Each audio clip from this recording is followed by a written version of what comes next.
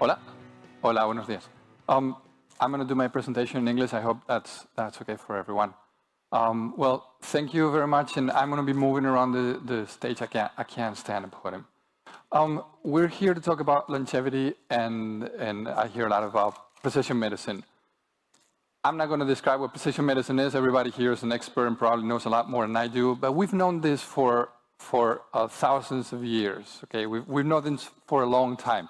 This is not really new, and that's point number one. Is we're not talking any science fiction here, but apparently only recently we've realized the potential that this can have, and only recently we have the technology to act on it. Because until now it was all theory, it was all guesswork. Like Hippocrates said, you have to pay attention to those things, but until you can quantify it, you can't do much about it. Now we can. But we can, how? Yes, we can, how? You know the stats, you know what it means, you know the implications it has, but it has to be practical. And this leads me to, how did I get here? How did I get involved in this? I'm not a chemist, I'm not an MD, I'm just an engineer. That had a personal experience. And I've seen that many people in the clinical space have gotten into medicine because they had personal experiences. And my case is not that different. I founded a medical imaging company 13 years ago. And then I moved to New York 6 years later to open a US subsidiary. And while living in New York, I met a woman, and she was a breast cancer patient. Unfortunately, that's way too common. And I was lucky enough that I was able to go into the tumor boards. She was being treated at Sloan Kettering and Mount Sinai, which are the two top cancer institutions in New York City. And I was lucky enough to go into the tumor board. And I said lucky enough, not because that was any joy. If anybody's been in a tumor board, you know that's not a joy. But because it allowed me to witness firsthand what it's like, or what it was like back then, and unfortunately what it's still like in many places. And what I saw, it was true horror. And not horror in the sense of cancer, which is, of course, a horror, but horror in the sense of these people were sharing information via fax, via printed images of pathology on a piece of paper and a ruler and a pen, literally, see the picture, and Post-it notes. Now, let me give you an anecdote about the Post-it note, and then I'll go back to it. After a tumor board, this woman and I were following her surgeon. She had a big folder full of papers. Remember, this is 6 years ago. This is not, 20 years ago, 6 years ago, New York City. We were following her from the tumor board to her office, and I saw a Post-it fall onto the floor, and I got stuck on my shoe. So I picked it up, I looked, and there was some scribble. I don't talk clinician, so I don't know what it said. I don't know, they're born with the natural ability of writing things that only they can read. But I figure if it comes out of that folder, it must be relevant. So I told her, you dropped this, is this important? And she said, oh my God, this is super important, thank you very much. And I figured, wait, if instead of falling on my shoe, would have fallen under my shoe, and I wouldn't notice it, the next person coming along wouldn't have known where it came from, wouldn't have been able to read it, and that note would have been lost. She never told me what it was, but she said it was super important. Well, that super important thing can kill someone. So obviously that's a problem. Obviously that's a challenge, and many people have realized that. And I'll come back to that challenge in a minute. So her case was particularly complicated, or it seemed so. It seemed so in the tumor board. Like, second case, so is this a recurrence? And they were arguing, is this a breast cancer recurrence or not? I'm not a clinician, and I figure, how come they cannot agree if it's a recurrence or not? Is it breast cancer, or is it not breast cancer? Seems obvious, right? The second disagreement was, the treatment is not working. We don't know why. Okay, I can understand that. The third disagreement is, why is it not working? Because you didn't do that, but you should have done that. But it says here that you... Like, really? They don't even know why it's not working? And the third and fourth disagreement is, but we don't know what to do about it. You know, there are so many pathways, there's so many ways, there's so many options. And again, not being a clinician, I figured, wait, are there so many? Is it really that complex? What's missing here? So I talked to them, naive, an outsider, an engineer, trying to dissect the problem and say, what's missing? And they start listing the challenges, and it's complicated. Anybody that's treated cancer or is experiencing cancer knows that that stuff is a mess, right? It's just so many things that play a part into how cancer happens, and it evolves, and how it can be cured and targeted. But yet, daunting as it seemed, complicated as it seemed, I said, I cannot just sit here and watch this woman die. It has become personal. I've seen the face of the patient, and now I must do something about it. Probably felt something that clinicians feel every single day, 40 times a day, right? But to me, it was new. So I went back to my engineers, the people that were with me, and said, you know what? We're going to stop everything we're doing. I want to focus on this. You know, it's going to be a challenge. It's going to be complicated. We don't know much about it, but we're going to do it. We're going to tackle it. And we said, yeah, and we, fist bumps and all the stuff that you want, and we went for it. The number one challenge was, and is, I think it would be, to combine that data. And back then, it was a revelation. I mean, obviously now, HIMSS Analytics says so, and journals say so. But it's not, the challenge is not to bring clinical data systems and clinical genomic data integration, but also it can become transformative when all those data sets can be linked at a personal level. So it has to be patient-centric, and it has to be complete integration. We heard about it before. So, back then, like I said, it was a revelation, at least to us, that was the key. Now it's obvious and everybody's talking about it. But we had to do something, and we had to do something quick. That patient was dying, and I was not about to let that happen. So, again, a naive engineer said, I know nothing about this, but I know how to tackle challenges. So I'm going to deconstruct the challenge, and I'm going to apply a methodology or a framework to bring it all together. So I look at communication theory.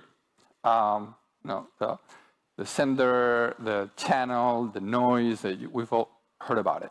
Then we added a few things that were missing. We map all the data that had to be integrated. Then we look at all the technical challenges, the size of the digital pathology images, how to transfer them through the internet, the lack of standards, and blah, blah, blah. The list is huge. But this is how we approach the challenge.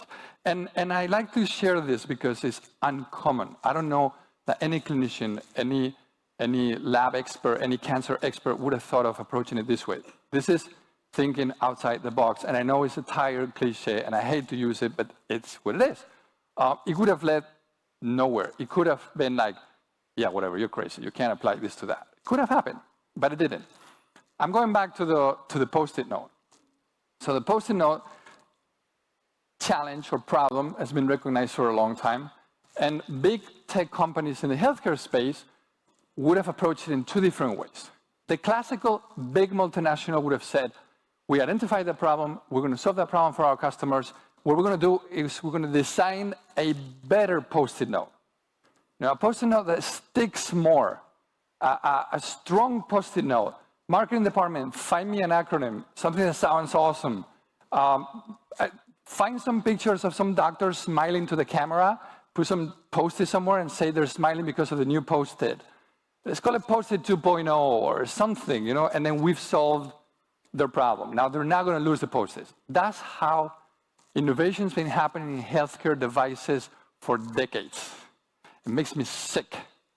And people buy into it. You go to present your brand new invention, and they say, oh, but do you have Post-it 2.0? No, this is all digital. We don't do Post-it. Or you don't do Post-it, you don't know healthcare. It's like, really? Because I think you don't know everything else. Maybe you know healthcare a lot better than I do, but you don't know anything else. Now, there's a radical opposite, which makes me even sicker, which is VCs, venture capital, innovators, incubators, accelerators, all the aiders that you want, and they are going to solve it through blockchain or something 3.0, because 2.0 is too old, or 4.0 or something. And they're going to do a minimum viable product, and they're going to raise a big round, and they're going to disrupt the space, and that's going to cure cancer and change the world. And yeah, sure, whatever. Both ends of the spectrum just drive me insane. And that's why we had to tackle this from our perspective, which was, we're engineers, we see a problem, we're gonna break it into pieces, we're gonna address every one of those pieces, we're gonna put it together, and then we're gonna validate it. We're gonna take it to clinicians, we're gonna take it to hospitals, we're gonna see if it helps, and if it does, we found a solution. What to do with it, that's another story, but at least we found the solution we needed to find the solution. So in two levels, this is what we did. On the higher level, you want to store things, you want to integrate things, analyze things, and visualize things. It's basic functions. On a more deep level, there's a lot of stuff that needs to happen. It's a giant major puzzle. And that giant major puzzle took a lot of expertise and a lot of non-expertise. Some of those challenges we solved by hiring experts on video game design, on robotic vision, on satellite imaging. Because some of those challenges have been around the industry for over 10 years and nobody's found a way to solve it. So you have to do something else. And that's what you do. You bring in people that can look at problems differently. So I could give a 4-hour presentation of what those challenges are, but you're not here to hear that. And I'll be happy to answer questions later and talk to you later. But many things that we had to do to make that happen. And what was the key? Was it digital pathology? Because brand new standard, file size and all that stuff. Well, that was something. Was it genomics? You know better than I do that genomics is a jungle. And I have here my director of bioinformatics is going to join me later in this roundtable, and he knows a lot more than I will ever know about genomics. But it's complicated. Was it the biggest challenge? It was a challenge. I wouldn't say it was the biggest one. Was the integration, like Yama said, was the integration really a big challenge? That was unique. But the biggest integration is to make it usable. If the clinician doesn't use it, it doesn't matter how good it is. It's not going to happen. And it has to integrate into the workflow. If it's not integrated into the workflow, if they have to learn one more... I heard a clinician tell me, if I have to learn one more tool, I'm going to jump out the window. And this is literally true. 50% of clinicians in the United States want to quit right now. And the number one reason, they can't take it with all these electronic medical records. They spend more time inputting data that was inputted the last visit, you got to do it again, because the systems are not integrated, than talking to the patient, which is what they should really be doing. So that was the number one challenge, believe it or not. So we work our magic, and that's what we came up with. Different layers of medical imaging, biosensors, digital pathology, clinical genomics, pharmacogenomics, all combined. But combined in a way that is integrated. So it's not about having everything in a single screen, because you just buy 6 different screens, plug one to each system, and you have everything in front of you. No, the idea is that when you're looking at everything, in a patient's case, you start connecting the dots. Here's an example. If you're a radiologist or you're medical imaging space, and you see a tumor, PET scan, whatever, blah, blah, and then there's a follow-up, 3 months later, patient gets another scan, and the tumor is bigger, common sense says that's bad. I don't know if it's stage 1, stage 2, stage 3, I don't know what they call it, but it sounds bad. And most radiologists will write in the report, the tumor is growing, and most oncologists will interpret, this is not progressing too well. Now let's look at it from a pathologist's point of view. You take a biopsy of the first one, you take a biopsy of the second one. In the first one, all you see is cancer cells. In the second one, you see that in the center you have lymphocytes. The lymphocytes have entered the tumor and are killing the tumor from the inside. The body is reacting. The body is working. The body can handle that cancer. But if we just look at the size of the tumor, the patient is doing worse. So what is it? Is it doing better or is it doing worse? Well, it depends if you look at a molecular level, you look at an atomic level.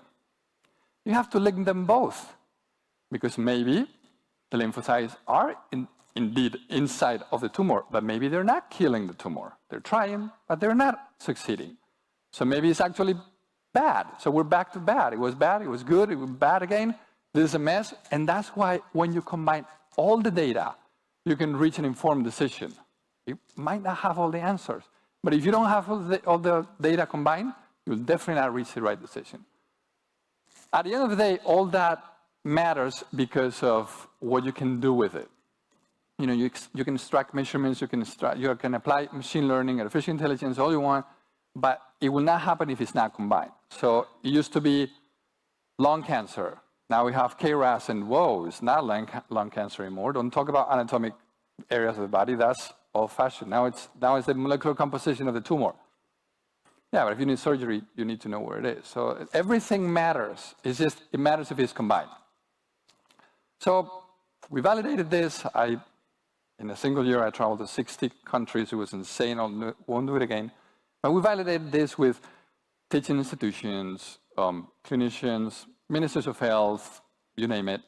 Then right now we're handling over 500 million images for 80 million patients in 12 countries. And for example, in the NHS wanted to know, if I apply this precision medicine thing in the clinical space, because there's so much genomic knowledge in the UK, in the NHS, but it wasn't being applied in the clinical space as much as they could, as much as they should. But they wanted to quantify it. So they asked IBM, hey, can you do a market research and a tech assessment of that? How much will we save if we applied a precision medicine platform that integrated everything at a clinical level? They can save nearly £1 billion a year. En español, 1,000 millones, no un billón. Pero, that's 1,000 million Spanish, that will be $1 billion for the English-speaking countries. That's a hell of a lot of money. So when ministers of health or hospitals or whatever say, you know, precision medicine is the future, blah, blah, but it's a big investment and we don't have the money. No, you will be saving a lot of money, let alone lives. I mean, I shock myself every time I have to remind administrators of health networks, but you also saving lives, you know, particularly in the United States. We've gotten some awards, blah, blah, blah. That's not interesting. This is interesting. We stand on the shoulders of giants. We didn't solve every problem by ourselves. We didn't invent everything. We had to do that in months.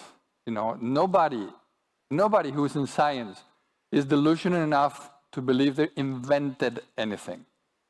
You know, engineers sometimes say, I've invented this thing. Scientists don't say, I've invented. Maybe discovered, but never invented. So we've partnered with many institutions, we collaborated with many institutions. And at the very center, I put some of the people in my team. Some of them are here, and they've done an incredible job, and I'm very thankful to have them in the team. But all that combined is what brought us here. The end result, well, the end result is this. That woman that I told you about, she is now cancer-free, because as it turns out, it was a recurrence. It didn't seem so, because at the first prophylactic mastectomy, there was no tissue, so how can a breast tumor grow with no tissue? But then it was an incision that pushed the tumor into the capillaries and it moved somewhere else, and then they did a genomic profile, and they got the digital pathology, they combined the images, then they checked the pharmacogenomics, the way she processed estrogen is a different way, by a different medication, will block the receptors properly, blah, blah, blah, blah, and then she's cancer-free. And she's my wife now, so awesome. So that's the proof to me that it works. Of course, like I show you, it has to scale, and we've scaled and we've validated it. But I think my message is science is extremely important. Clinical practice is what it's all about, what we're talking about. But this engineer approach of let's be naive for a minute. Let's analyze what's stopping us from delivering this? What's stopping us from being efficient here? What's stopping us from doing this? I think that's also needed. I think this is an interdisciplinary discussion that needs to happen where clinicians, researchers, and engineers have to sit together, have to come up with, first, definitions of problems and challenges, second, how to address the issue, different approaches, test it, validate it, and scale it. And it's simple. And we're the proof. We're not a huge research center. We don't have thousands of employees and researchers and bioinformaticians. But we just went, step A, B, C, and got the answer. So that was my message. Thank you very much, and I'll take any questions you have.